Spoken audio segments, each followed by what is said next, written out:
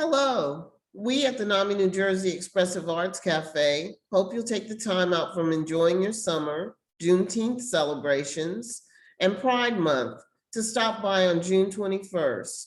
We'll be having special guest artist Shagun Argarwal of Dayton, New Jersey, who will lead us in a visual arts workshop that is a combination of doodling and Zentangle. Shagun describes it as a relaxing and unrestricted technique. And best of all, the only materials you will need is a fine point pen and a piece of paper. We have some suggestions for pens below. Also, in keeping with our closing theme at the cafe, we leave you once again with a gratitude mint. This one is from poet Rumi.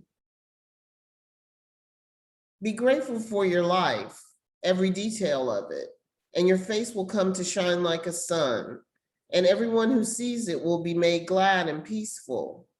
Persist in gratitude, and you will slowly become one with the sun of love, and love will shine through you. It's all healing joy. Rumi. So join us on June 21st at 1 p.m. And don't forget to bring your favorite cafe beverage.